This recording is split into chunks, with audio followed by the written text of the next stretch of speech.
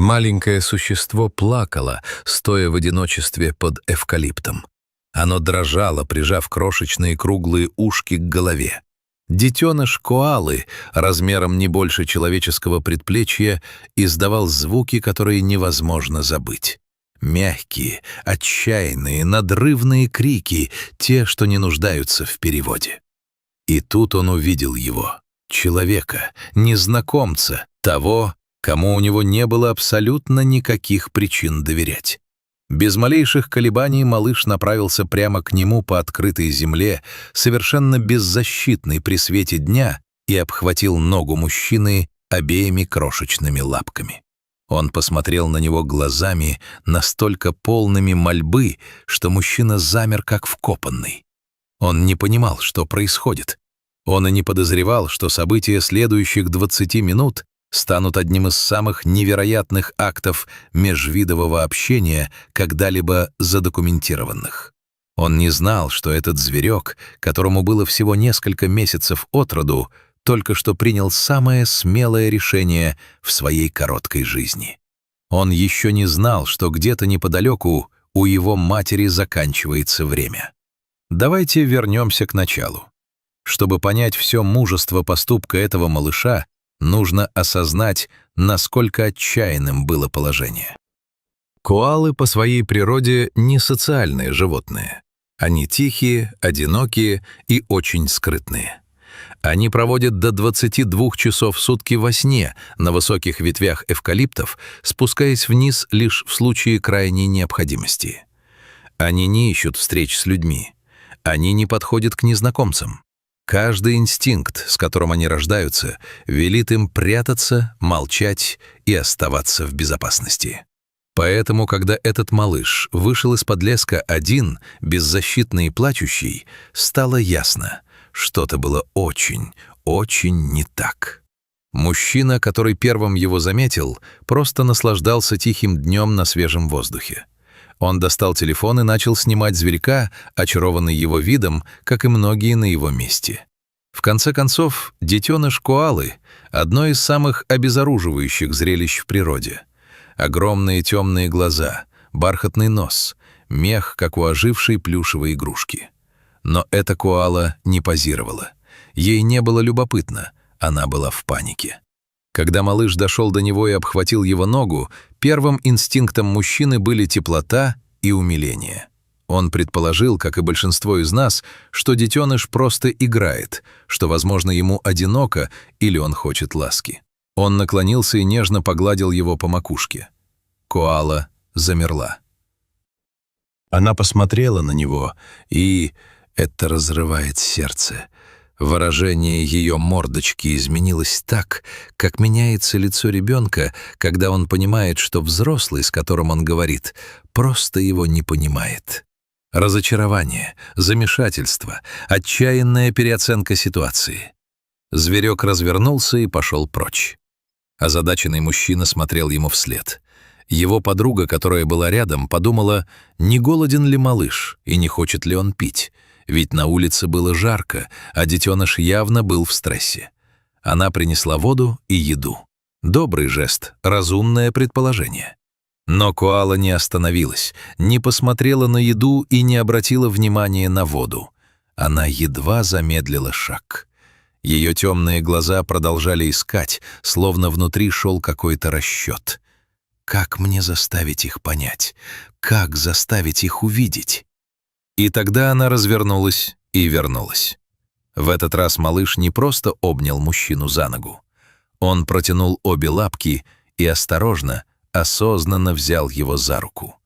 Так маленький ребенок берет руку родителя, когда хочет куда-то его отвезти.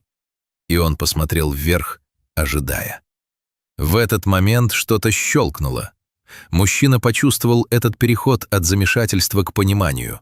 От еды отказались, ласку отвергли. Этот зверек не искал игры или нежности. Он просил о чем-то совсем другом.